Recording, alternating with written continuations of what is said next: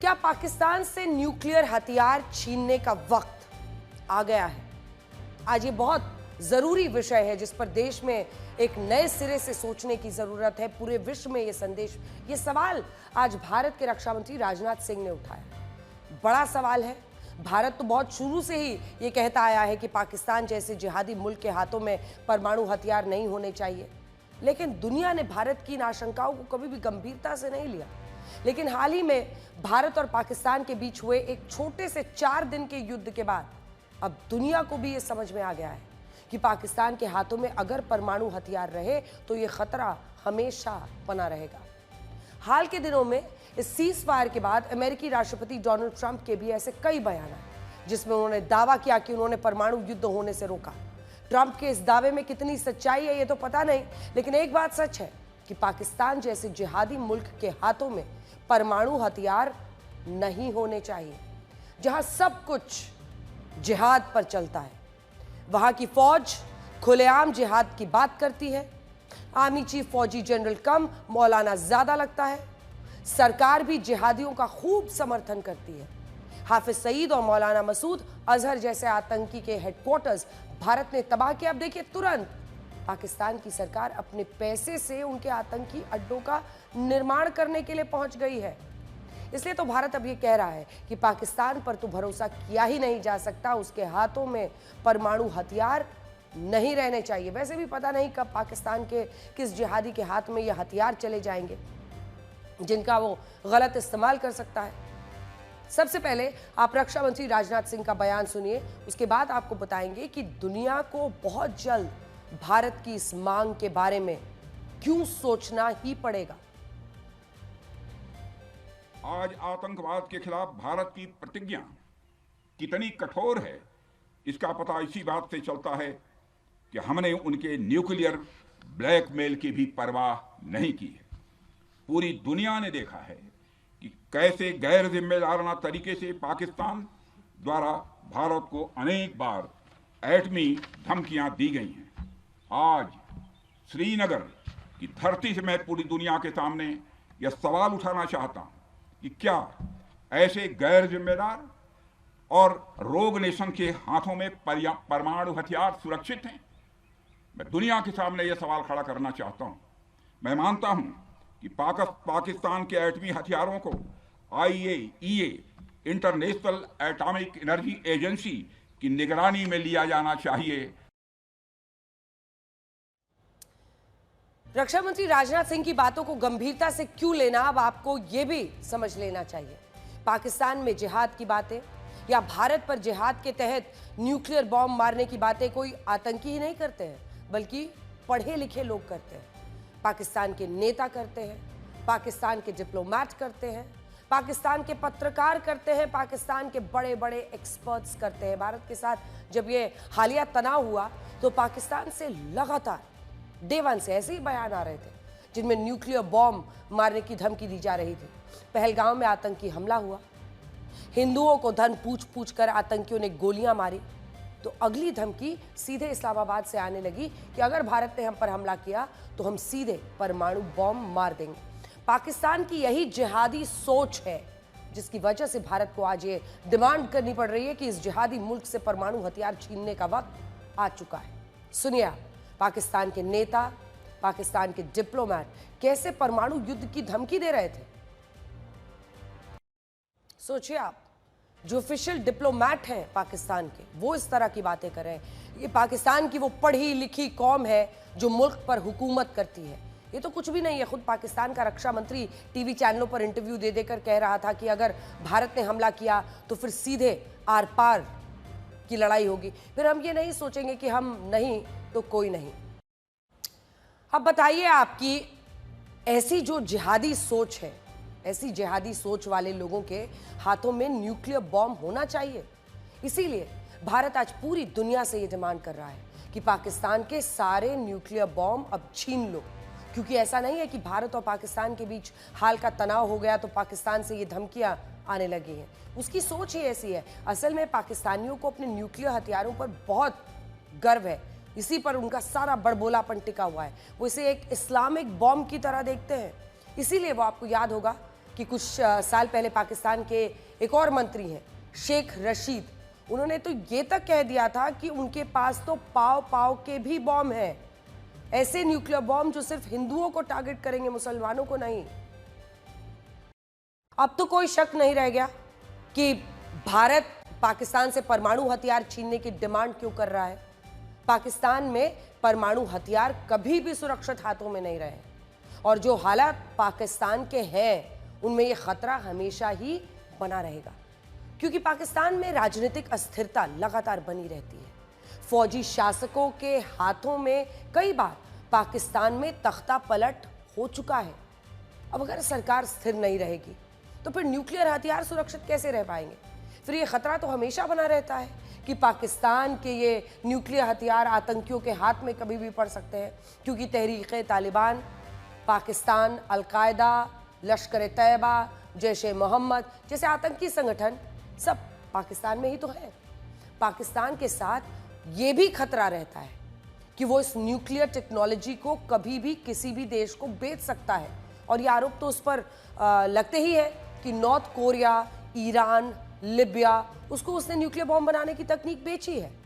बताया जाता है कि नॉर्थ कोरिया ने 1998 में पाकिस्तान के पूर्व आर्मी चीफ जनरल जहांगीर करामत को $30 लाख और लेफ्टिनेंट जनरल जुल्फिकार खान को $5 लाख की पेमेंट की गई थी। ये दोनों जनरल पाकिस्तान के न्यूक्लियर बॉम्ब टेस्ट में शामिल रहे थे। फिर पाकिस्तान को लेकर यह भी डर बना रहता है कि कहीं आर्थिक संकट की वजह से वो अपने हथियार दूसरे देशों को बेच ना दे। पाकिस्तान हमेशा ही दिवालियापन की कगार पर रहता है, इसीलिए दुनिया को यह भी डर रहता है कि कहीं पाकिस्तान पैसों के लिए अपने हथियार ना बेचने शुरू कर दे। ये खतरा ये भी रहता है कि पाकिस्तान अपने हथियारों को इस्लामिक बॉम्ब की तरह देखता है। ये बात खुद पाकिस्तान के पूर्व राष्ट्रपति परवेज मुशर्रफ कह चुके हैं। इसीलिए ये भी डर रहता है कि कहीं कभी जिहाद के नाम पर पाकिस्तान इन हथियारों का इस्तेमाल भारत के खिलाफ ना कर दे। अपने एक इंटरव्यू में खुद परवेज मुशर्रफ ये मान चुके हैं कि न्यूक्लियर हथियारों की इस धमकी से वो भारत को डराते हैं, क्योंकि भारत को हमेशा ये डर रहता है कि पाकिस्तान कभी भी ये बम चला सकता है। यहां तक इनका दिमाग चलता है।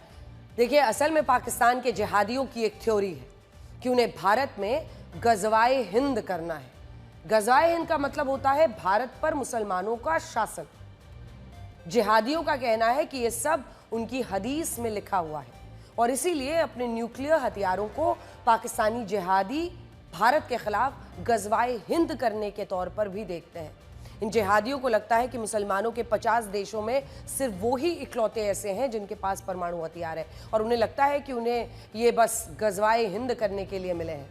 ये कोई कोरी कल्पनाएं नहीं है, बल्कि पाकिस्तान के टेलीविजन चैनल्स में होने वाले जिहादियों के डिस्कशंस के टॉपिक्स हैं।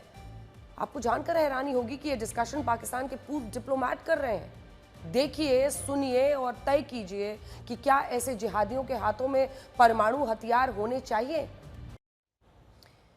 कैसे देखिए एक सोच को वहां पर बढ़ावा दिया जाता है। पाकिस्तान ने यही भ्रम तो पाला हुआ है, अपनी जनता को यही तो समझाया हुआ है कि उसके पास परमाणु हथियार है, इसीलिए भारत उससे डरता है। लेकिन भारत ने इस बार बता दिया कि भारत इस ब्लैकमेलिंग में आने वाला है नहीं, इसीलिए तो पाकिस्तान के अंदर घुसकर उसके आतंकी ठिकाने तबाह किए। एक एक ठिकाने पर 4-4 मिसाइलें मारी, उन्हें मिट्टी में मिलाया, फिर दुनिया को भी बताया पाकिस्तान की जिहादी सरकार और फौज इन परमाणु हथियारों की धमकी भारत को ना दे। अभी तक पाकिस्तान में ये आम धारणा थी कि उनके परमाणु हथियारों से भारत डरता है, और इसीलिए पाकिस्तान के मुफ्ती मौलाना भी इन परमाणु हथियारों का जमकर बखान करते थे। पाकिस्तान का तो ये पूरा परमाणु कार्यक्रम चोरी के तहत ही चल रहा है, और ये साहब चाकू की बात कर रहे हैं। देखिए, अब्दुल कादिर खान को पाकिस्तान के परमाणु कार्यक्रम का जनक कहा जाता है। वो भोपाल में जन्मे थे। तस्वीरें आपको दिखाते हैं उनकी। बंटवारे के वक्त पाकिस्तान चले गए, भोपाल में जन्म जरूर हुआ था, पाकिस्तान चले गए।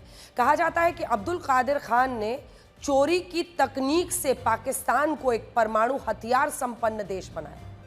अब्दुल कादिर की चोरी की ये कहानी पूरी दुनिया में फेमस है। 1972 में अब्दुल कादिर खान को नीदरलैंड्स की एक कंपनी यूरेनको में नौकरी मिली। देखिए, यूरेनको परमाणु रिएक्टर्स के लिए यूरेनियम संवर्धन की जो तकनीक है उसको विकसित करती थी।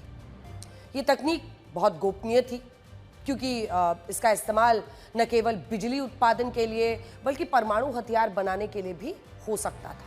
अब्दुल कादिर सेंट्रीफ्यूज तकनीक के बारे में सीख रहे थे वहाँ, जो यूरेनियम को संवर्धित करने का सबसे पावरफुल तरीका माना जाता है, प्रभावी तरीका।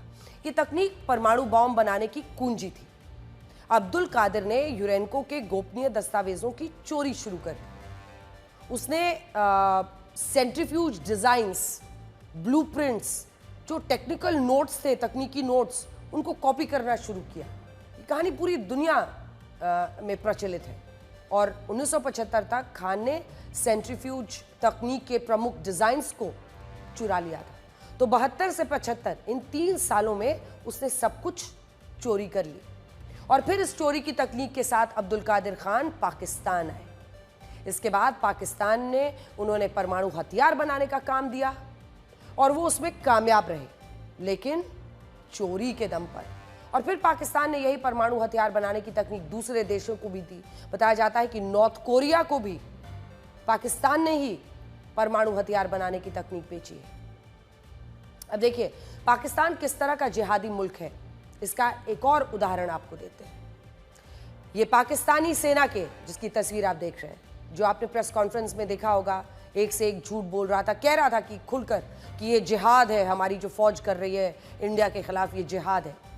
ये जिहादी जो अफसर है, ये पाकिस्तानी सेना के मीडिया प्रवक्ता DGISPR लेफ्टिनेंट जनरल अहमद शरीफ चौधरी है, जो लगातार भारत के खिलाफ झूठे दावे कर रहे थे, अपनी सेना की हार को जीत बता रहे थे, अपनी जनता की आंखों में धूल झोंक रहे थे। लेकिन आपको जानकर हैरानी होगी कि इनके पिता का नाम अलकायदा से जुड़ा हुआ था।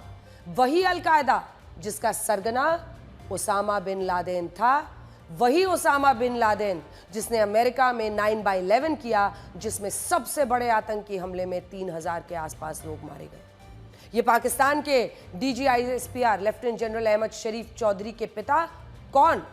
महमूद बशीर उद्दीन, जिन पर संयुक्त राष्ट्र सुरक्षा परिषद 2001 में प्रतिबंध लगा चुका है। महमूद बशीरुद्दीन एक न्यूक्लियर साइंटिस्ट था। उस पर अलकायदा और तालिबान के लिए फाइनेंसिंग और प्लानिंग का आरोप लगा था। यह भी आरोप था कि वो अलकायदा और तालिबान के लिए हथियारों की सप्लाई कर रहा है। महमूद बशीरुद्दीन ने उम्मा तमीरे नाम के इस आतंकी संगठन की स्थापना भी की थी। बताया जाता है कि बशीरुद्दीन ने अलकायदा के आतंकियों से मिलकर उनके लिए न्यूक्लियर केमिकल हथियार बनाने का ऑफर दिया था और उसी का ये बेटा है। सोचिए, ऐसे शख्स का बेटा पाकिस्तान की सेना का प्रवक्ता है, DGISPR, और खुलेआम पाकिस्तान की सेना का उसूल ही जिहाद बताता है। अब बात पाकिस्तान के इस सिरे से कि इंटरनेशनल कम्युनिटी को पाकिस्तान को देखकर यह भी आशंका रहती है कि वो पता नहीं कब पैसों के लिए अपने न्यूक्लियर हथियार बेच दे, क्योंकि पाकिस्तान पूरी दुनिया में 2 वजहों से फेमस है। पहली है आतंकी पैदा करना, दूसरी भीख मांगना। इसीलिए तो कहा जाता है कि जहां पाकिस्तान खड़ा हो जाता है, भीख की लाइन वहीं से शुरू हो जाती है। और आज ये बात रक्षा मंत्री राजनाथ सिंह ने भी कह दी। असल में पाकिस्तान को भीख मांगने में शर्म भी नहीं आती है। वो अपने इस्लामिक बिरादर मुल्कों से सिर्फ इस्लामिक भाईचारे के नाम पर भीख मांग लेता है। कुछ नहीं मिलता तो IMF के पास चला जाता है। हाल ही में IMF ने उसे भीख की एक और किश्त भी दी। चीन भी उसकी मदद करता ही रहता है। 75 साल में पाकिस्तान को 23 बार IMF से बेल आउट पैकेज मिल चुका है, जो होता है करीब $31 बिलियन से भी ज्यादा। 1948 से 2016 तक वो अमेरिका से $78 बिलियन की भीख हासिल कर चुका है। यानी 68 सालों में उसे हर साल $1 बिलियन भीख मिली। रही बात पाकिस्तान की, तो उसकी बात ही क्या करूं आपसे। वह देश तो मांगते मांगते अपनी जहालत से एक ऐसी हालात में आ गया है कि उसके बारे में यह भी कहा जा सकता है कि पाकिस्तान जहां भी खड़ा होता है वहीं से मांगने वालों की लाइन प्रारंभ हो जाती है।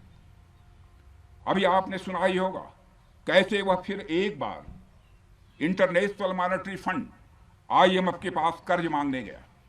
वहीं दूसरी तरफ हमारा देश है कि हम आज उन देशों की श्रेणी में आते हैं जो IMF को फंड देते हैं ताकि IMF गरीब देशों को कर्ज दे सके। पाकिस्तान के पास जो परमाणु हथियार है वो विश्व के लिए खतरा है और वो आतंकियों के लिए जिहादी बॉम्ब है जिनका उद्देश्य गैर मुस्लिम देशों को परमाणु युद्ध की धमकी देना, पैसे की वसूली करना है। इसीलिए हम बार बार कर रहे हैं, अगर भारत जैसा देश तुर्की और अजरबैजान को दबाव बनाकर अपने तमाम टिकट्स कैंसिल कराकर एक सबक सिखा सकता है, तो क्या ये वो वक्त नहीं है जब एक देश के तौर पर हमें आवाज बुलंद करनी होगी पाकिस्तान के न्यूक्लियर हथियारों के खिलाफ और ये कायना पूरे विश्व को दिखाना होगा। भारत पाक युद्ध में पाकिस्तान ने भारत समेत पूरी दुनिया को परमाणु युद्ध की धमकी दी थी। शायद इसी वजह से पाकिस्तान को IMF से पैसा भी मिल गया। देखिए, अब तो पाकिस्तान को इस्लामिक देशों की मदद भी मिलने लगी है, खुलकर मिलने लगी है, इसीलिए पूरे विश्व पर महायुद्ध का खतरा बढ़ गया है। आप सोचिए कि पाकिस्तान के पास युद्ध लड़ने की कोई क्षमता नहीं थी। पाकिस्तानी सेना को तो ड्रोन उड़ाना भी नहीं ठीक से आता है। उसने तुर्की से ड्रोन तो ले लिए, लेकिन उसके पास ड्रोन ऑपरेटर्स नहीं, ड्रोन ऑपरेट करने वाला कोई नहीं। ऐसे में तुर्की ने उसकी मदद की, 2 ड्रोन ऑपरेटर्स भेजकर भारत पर हमला करवाया।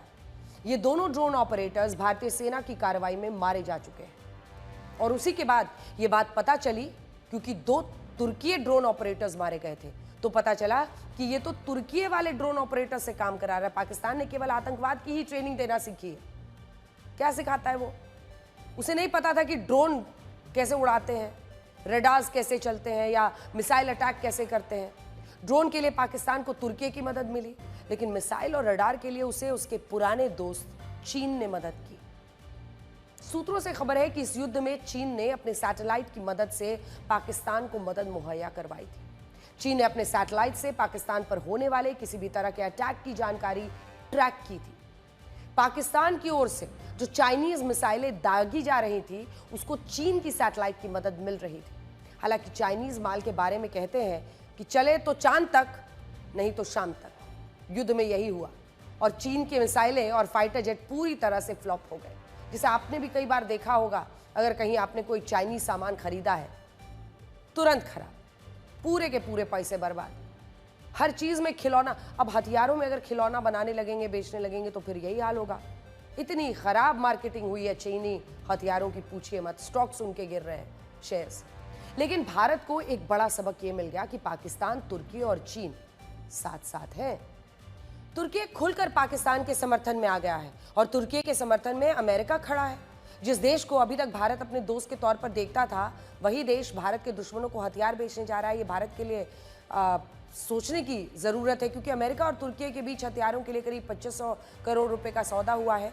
तुर्की को अमेरिका की तरफ से 1925 करोड़ रुपए में एडवांस मीडियम रेंज की हवा से हवा में मार करने वाली मिसाइल मिलेगी। 680 करोड़ में ब्लॉक 2 मिसाइलें मिलेगी। हालांकि यहाँ पर आपको ये भी जानना चाहिए, अमेरिका और तुर्की की ये डील नेटो देशों के बीच संबंधों को और मजबूत बनाने के प्रयास के तौर पर देखा गया है।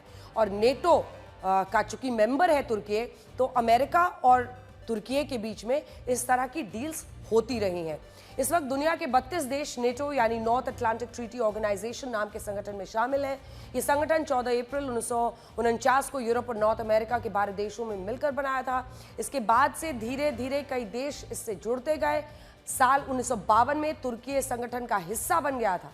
तुर्की नेटो का इकलौता मुस्लिम देश है, इसीलिए इस्लामिक देशों में इसको तुर्की की उपलब्धि और शक्ति के तौर पर देखा जाता है। तभी नेटो देशों के बीच एक अनुबंध है कि जब भी किसी एक नेटो देश पर हमला होगा तो सारे देश मिलकर उसे अपना दुश्मन मानेंगे, हमला करेंगे। इसीलिए तुर्की नेटो के नाम पर इस्लामिक देशों पर अपनी हुकूमत चलाने की कोशिश भी करता है। नेटो में अमेरिका और तुर्की, ये 2 देश ऐसे हैं जिनके पास सबसे बड़ी सेनाएं हैं। पिछले कुछ समय से इन दोनों के बीच रिश्ते ठीक नहीं थे। इसकी वजह थी S-400 एयर डिफेंस सिस्टम। तुर्की ने अपनी सुरक्षा के लिए साल 2017 में रशिया से S-400 की डील कर ली थी। नेटो में शामिल होने के बावजूद रशिया से एयर डिफेंस सिस्टम खरीदने की वजह से अमेरिका और तुर्की के संबंध खराब हो गए थे। अमेरिका ने तुर्की पर कई तरह के प्रतिबंध भी लगा दिए थे। सिर्फ यही नहीं, अमेरिका ने अपने फाइटर जेट F-35 को लेकर भी तुर्की पर सख्ती दिखाई थी। तुर्की पर F-35 खरीदने को लेकर प्रतिबंध लगा हुआ है, यानी अमेरिका उसे F-35 नहीं बेचेगा। हालांकि तुर्की कई मौकों पर F-35 खरीदने की इच्छा जता चुका है। अभी तक यही होता आया है कि अमेरिका नेटो देशों को अपने हाईटेक हथियार आसानी से बेच देता है, लेकिन तुर्की के मामले में अमेरिका ने सख्ती दिखाई थी। अब सवाल यह है कि अमेरिका ने अचानक से तुर्की के साथ मिसाइलों की डील क्यों की? इसका पहला कारण है सीरिया। इस्लामिक स्टेट के खिलाफ अमेरिका पिछले कई सालों से लड़ रहा है। इस युद्ध का केंद्र सीरिया है। बगदादी के मारे जाने के बाद अमेरिका अपने सैनिकों की संख्या कम करने की योजना बना रहा है, लेकिन वो नहीं चाहता है कि सीरिया में उसका अभियान कमजोर हो। इस मामले में वो तुर्की के सैनिकों की मदद चाहता है। तुर्की ने अपने पड़ोसी देश सीरिया को दोबारा से स्थिर बनाने के लिए अमेरिका की सैन्य मदद दे रहा है। मिसाइल डील के पीछे दूसरा कारण है Russia Ukraine war. Donald Trump हर मंच से कह रहे हैं कि रशिया यूक्रेन युद्ध रुकवा देंगे और इसके लिए उन्हें तुर्की की जरूरत है। अमेरिका चाहता है कि तुर्की इन दोनों देशों के बीच मध्यस्थता की तरह काम करे, मध्यस्थ की तरह काम करे और ये पूरा क्षेत्र जो है वो धीरे धीरे शांति की ओर बढ़े। अमेरिका तुर्की रशिया के अच्छे संबंधों का फायदा उठाना चाहता है। तुर्की इसके लिए तैयार भी। वैसे देखा जाए तो खेल पैसे का भी है। अमेरिका अपने हथियारों के लिए तुर्की को एक बाजार की तरह देख रहा है और तुर्की 5th जनरेशन फाइटर जेट खरीदने की इच्छा पूरी करने के लिए मिसाइलें खरीद रहा है। हाल फिलहाल में डोनाल्ड ट्रंप पैसा कमाने के लिए और अमेरिकी सैन्य अभियानों का खर्च कम करने के लिए किसी भी हद तक जाने के लिए तैयार है। आज की स्थिति यह है कि अगर किसी आतंकी के पास पैसे हो तो अमेरिका के साथ बातचीत की टेबल पर वो बैठ सकता है, ट्रेड की बात भी कर सकता है। उदाहरण के तौर पर हाल ही में डोनाल्ड ट्रंप ने सीरिया के राष्ट्रपति अहमद अल शारा से मुलाकात की थी। पिछले साल तक अहमद अल शारा अमेरिका का मोस्ट वांटेड आतंकी था। ये वही व्यक्ति था जिस पर अमेरिका ने 83 करोड़ रुपए का इनाम रखा था। जानकर हैरानी होगी, अहमद अल शारा 2006 से 2011 तक अमेरिका की कैद में रह चुका है, लेकिन पिछले साल ही अमेरिका ने अहमद अल शारा के ऊपर से इनाम तो हटा ही दिया, लेकिन उसे विदेशी आतंकियों की लिस्ट में शामिल रखा हुआ है। आज उसी आतंकी से अमेरिका अच्छे संबंध चाहता है। अगर ये अमेरिका की आतंकवाद के खिलाफ नीति है तो ये दोहरी नीति है। अब देखिए, तुर्की को हथियार मिलने का मतलब है पाकिस्तान के दोस्त का मजबूत होना। तुर्की पाकिस्तान के साथ मिलकर भारत के खिलाफ युद्ध की मंशा से साजिश रच सकता है। यह भी अनुमान लगाया गया है कि तुर्की पाकिस्तान और ज्यादा हथियार देकर मदद कर सकता है और यह भारत के लिए अच्छी खबर नहीं है। अमेरिका का रुख भी भारत के लिए अनजान पहेली बना हुआ है। अमेरिकी राष्ट्रपति डोनाल्ड ट्रंप ने आतंकी देश पाकिस्तान को सबक सिखाने पर भारत को शांति का ज्ञान दिया और इस बात का श्रेय भी ले लिया कि उन्होंने दोनों देशों के बीच में युद्ध विराम करवा दिया। अमेरिकी राष्ट्रपति डोनाल्ड ट्रंप के इस बयान से भारत में खूब विवाद हुआ। अब डोनाल्ड ट्रंप ने फिर से एक बयान दिया है और अब वो कह रहे हैं कि उन्होंने भारत पाकिस्तान के बीच शांति लाने में मदद की है। आइए आपको सुनाते हैं। I don't want to say I did, but I sure as hell helped settle the problem between Pakistan and India last week, which was getting more and more hostile. And all of a sudden you'll start seeing missiles of a different type. And we got it settled. I hope I don't walk out of here and 2 days later find out that it's not settled, but I think it is settled. And we talked to them about trade. Let's do trade instead of do war. तो जो शुरुआत के शब्द थे वो हम आपको एक बार बता देना चाहते हैं। I don't want say I did it, मतलब मैं ये नहीं कह रहा हूं कि मैंने ही कराया। उन्होंने मध्यस्थता की जो पहले की पोजीशन थी उससे वो आज पलटे हैं। हालांकि कल वो फिर पलट जाएंगे, इस बात की कोई गारंटी नहीं है। वो कुछ भी कर सकते हैं और इसीलिए आज बहुत सारे सवाल पूछे जा रहे हैं। डोनाल्ड ट्रंप ने भले ही भारत पाकिस्तान के बीच मध्यस्थता करवाकर युद्ध रुकवाने का श्रेय लिया हो, लेकिन भारत के बाद अब पाकिस्तान के उप प्रधानमंत्री इशाक डार ने भी अमेरिका द्वारा मध्यस्थता की बात से इनकार किया है। एक इंटरव्यू में उन्होंने कहा है, खुद ही बोल दिया। इधर आज डोनाल्ड ट्रंप ने एप्पल के सीईओ टिम कुक से कहा कि वो भारत में आईफोन का प्रोडक्शन क्यों कर रहे हैं। डोनाल्ड ट्रंप के इस बयान को एक धमकी के तौर पर भी देखा गया। डोनाल्ड ट्रंप ने सीधे शब्दों में कहा कि वो नहीं चाहते हैं कि एप्पल के प्रोडक्ट भारत में बनाए जाएं। अपने इस बयान में उन्होंने भारत की ओर से लगने वाले हाई टैरिफ का भी जिक्र किया। डोनाल्ड ट्रंप ने तो ये भी दावा किया कि भारत ने उन्हें 0 टैरिफ का ऑफर दिया है। ट्रंप के मुताबिक भारत ने 60% तक के ट्रेड पर 0% तक टैरिफ करने का ऑफर दिया है। हालांकि इस मामले में अभी तक भारत सरकार की तरफ से कुछ नहीं कहा गया है। आज विदेश मंत्री ने लेकिन जो कहा वो ध्यान से सबको सुनना पड़ेगा। विदेश मंत्री एस जयशंकर ने भी साफ शब्दों में कहा कि अभी भारत और अमेरिका के बीच ट्रेड को लेकर बातचीत चल रही है। इस ट्रेड में दोनों पक्षों का फायदा होना चाहिए। And we have Apple, as you know, it's coming in. And I had a little problem with Tim Cook yesterday. I said to him, Tim, you're my friend. I treated you very good. You're coming in with $500 billion, but now I hear you're building all over India. I don't want you building in India. You can build in India if you want to take care of India, because India is one of the highest tariff nations in the world. It's very hard to sell into India. And they've offered us a deal where basically they're willing to literally charge us no tariff. So we go from the highest tariff. You couldn't do business in India. We're not even a top 30 in India because the tariff is so high. I said to Tim, Tim, look, we've treated you really good. We put up with all the plants that you built in China for years. Now you got to build us. We're not interested in you building in India. India can take care of themselves. They're doing very well. We want you to build here, and they're going to be upping their production in the United States. Apple. So Apple's already in for $500 billion. Let me say this, that look, between India and US, trade talks have been going on, negotiations have been going on. In fact, we have, I think a team is just going at this point. These are very complicated negotiations. They are very intricate. Nothing is decided till everything is. But any trade deal has to be mutually beneficial.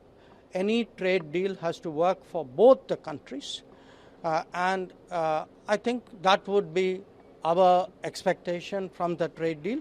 And until that is done, I think any judgment on it would be premature. अमेरिकी राष्ट्रपति का ध्यान फिलहाल पैसे कमाने पर लगा हुआ है। इसके लिए वो कई देशों के साथ ट्रेड वॉर छेड़ चुके हैं, हथियार बेचकर पैसा कमाने में लगे हैं। डोनाल्ड ट्रंप ने कतर का दौरा भी इसी वजह से किया है। साफ है, कतर के साथ उन्होंने 104 लाख करोड़ रुपए की डील की, जिसमें हथियार, बोइंग विमान, नेचुरल गैस, क्वांटम टेक्नोलॉजी दी जाएगी। ये अमेरिका और कतर के बीच होने वाली एक बड़ी डील है।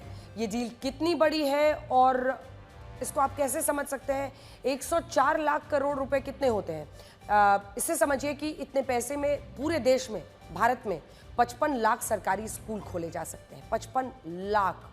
इतने पैसों से हमारे देश के हर गांव में एक अच्छा अस्पताल खुल सकता है।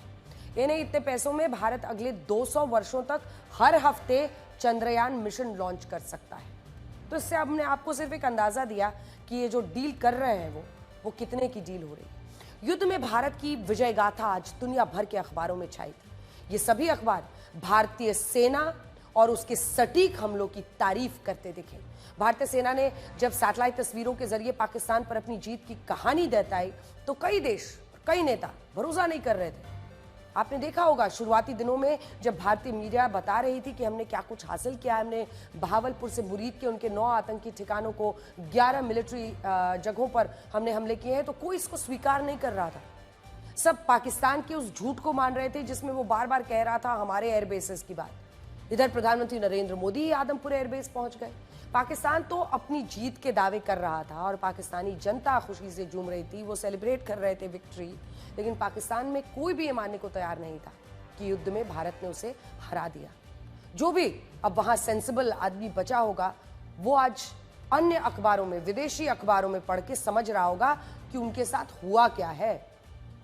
होश अब आएगा जब उन्हें पता चलेगा कि तमाम जो विश्व के देश हैं वो अब ये बता रहे हैं अपनी अपनी जनता को कि इंडिया ने जबरदस्त कर लिया और पाकिस्तान की तो किरकिरी हो गई। The New York times, Washington post, कई स्रोतों से मिली जानकारी और सबूतों के आधार पर दावा किया है कि युद्ध में भारत ने पाकिस्तान को बुरी तरह से हराया है, बड़ा नुकसान पहुंचाया है। न्यूयॉर्क टाइम्स ने सैटेलाइट इमेजेस के साथ दिखाया और उसके आधार पर बताया कि भारत ने इस युद्ध में पाकिस्तान के सैन्य बेस को तबाह किया। देखिए, हमने एस्केलेटेड प्रोपोर्शनेट, मतलब आपने हमला करने की कोशिश की, हमने उसी प्रोपोर्शन में जवाब दिया, बता दिया कि हम कहां कहां तक पहुंच सकते हैं।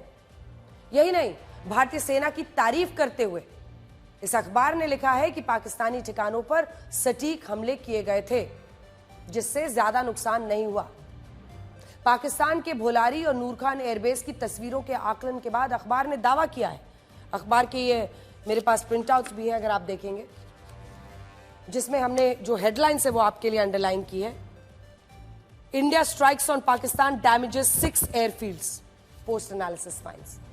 तो जो भारत के दावे थे आज उसकी पुष्टि हर जगह पे की गई है। ये न्यूयॉर्क टाइम्स है, तो ये वॉशिंगटन पोस्ट है, तो फिर ये न्यूयॉर्क टाइम्स है, ये देखिए, जिसमें आगे पूरे आर्टिकल में भारत की तारीफ की गई है। पाकिस्तान पर सीज फायर का दबाव इसके बाद ही बढ़ा था, जब ये तय हो गया, दुनिया के पास ये खबर पहुंच गई कि उनके एयर बेसिस पे क्या हुआ है। वॉशिंगटन पोस्ट ने भी पाकिस्तान सैन्य बेस पर हवाई हमलों की पुष्टि की। 6 एयरफील्ड्स को पूरी तरह से हमने तबाह किया, इसकी जानकारी दी, लेकिन लिमिटेड अटैक था ये, इसकी भी चर्चा है, क्योंकि ये साफ है भारत ने प्रोपोर्शनेट अटैक किया।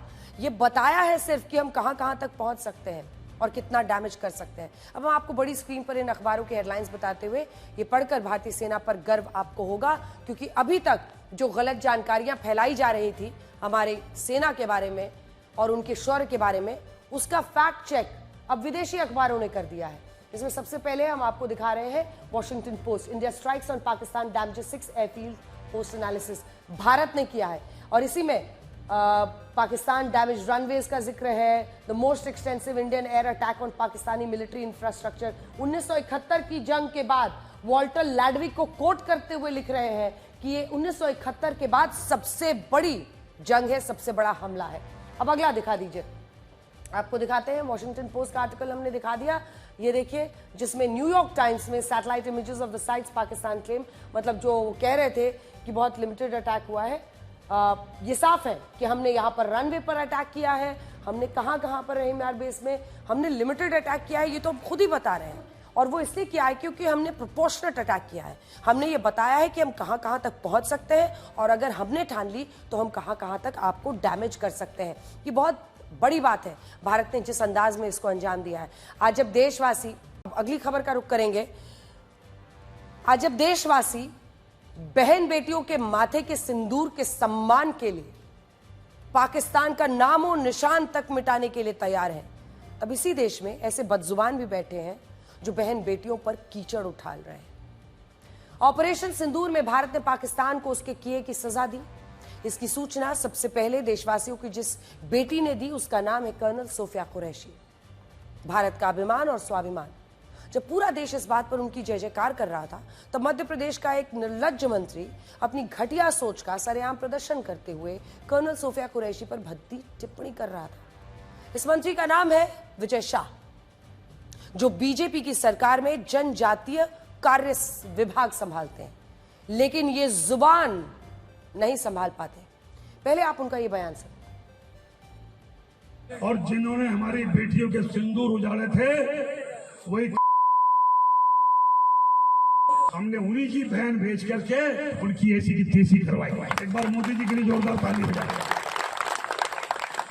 उन्होंने कपड़े उतार उतार के हमारे हिंदुओं को मारा, और मोदी जी ने उनकी बहन को उनकी ऐसी की तैसी करने हमारे जहाज से उनके घर गए।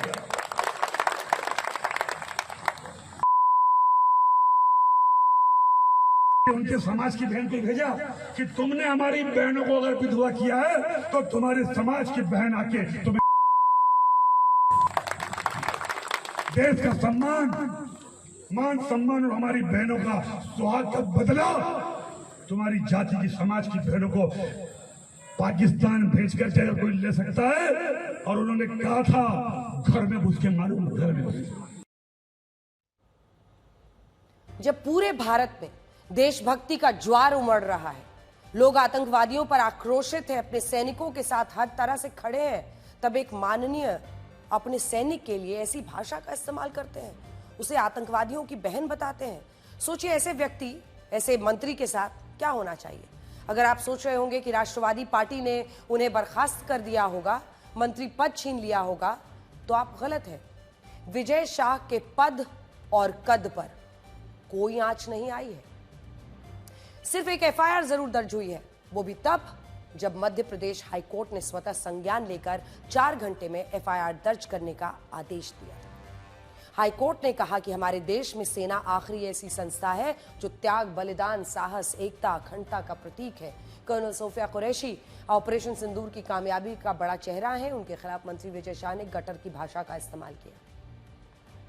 हाईकोर्ट की सख्त चेतावनी के बाद एफआईआर तो दर्ज हुई, लेकिन वो ऐसी थी जैसे उसका एक एक शब्द मजबूरी में लिखा गया, ताकि माननीय मंत्री के सम्मान पर कोई चोट ना पहुंचे। इस एफआईआर को पढ़कर हाईकोर्ट फिर से नाराज हुआ, कहा कि इसमें अभियुक्त की करतूतों का जिक्र तक नहीं है।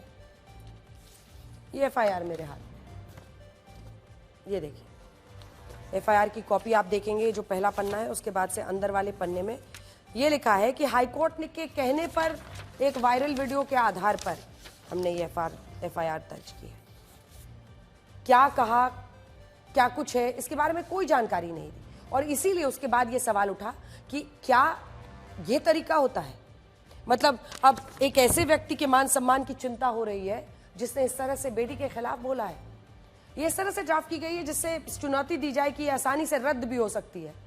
एफआईआर का हम आपको बता देते हैं, जब विजय शाह को अपने शब्दों पर शर्मिंदा होना चाहिए, एफआईआर के खिलाफ सुप्रीम कोर्ट पहुंच जाते हैं। सुप्रीम कोर्ट ने इस मामले में हस्तक्षेप से इनकार कर दिया, कहा कि हाई कोर्ट जाएं, माफी भी मांगे। विजय शाह की सिर्फ इन शब्दों से ही आप आहत हैं तो जरा ठहरे। बहन बेटियों के अपमान का उनका एक इतिहास रहा है। उन्होंने बार बार अपनी भाषा में से महिलाओं का अपमान किया है। विजय शाह के कई बयान ऐसे हैं जिन्हें सुनकर शर्म भी चुल्लू भर पानी मांगे। इनका शब्दकोश सस्ते शब्दों से भरा पड़ा है।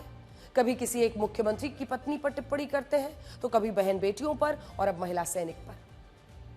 छोटी बच्चियों से लेकर मुख्यमंत्री की पत्नी तक वो सस्ती भाषा का इस्तेमाल कर चुके हैं। साल 2013 में जब शिवराज सिंह चौहान मध्य प्रदेश के मुख्यमंत्री थे, तब एक कार्यक्रम में विजय शाह ने उनकी पत्नी साधना सिंह पर विवादित टिप्पणी की थी। इन द्विअर्थी टिप्पणियों से शिवराज सिंह चौहान नाराज हुए। विजय शाह को इस्तीफा देना पड़ा। एक कार्यक्रम में विजय शाह बालिकाओं को टी शर्ट बांट रहे थे, तब उन्होंने बच्चियों के कपड़ों को लेकर भद्दी टिप्पणी की। साल 2020 में विजय शाह पर मध्य प्रदेश के एक टाइगर रिजर्व में विद्या बालन की शूटिंग रुकवाने की बात है। आरोप है कि विद्या बालन ने मंत्री के साथ डिनर के ऑफर को ठुकरा दिया था, इसलिए शूटिंग रुकवाई। विजय शाह राहुल गांधी को लेकर भी बिलो द बेल्ट टिप्पणी कर चुके हैं। इसके अलावा साल 2018 में एक कार्यक्रम में उन्होंने कहा था कि आज गुरु के सम्मान में ताली नहीं बजाओगे तो अगले जन्म में घर घर जाकर ताली बजानी पड़ेगी। इस बयान पर किन्नर समुदाय काफी नाराज हुआ था। सवाल एक ही है, मुख्यमंत्री की पत्नी के खिलाफ बोलने पर अगर इस्तीफा हो सकता है, तो फिर देश की फौजी बेटी के खिलाफ बोलने पर इस्तीफा क्यों नहीं हो रहा।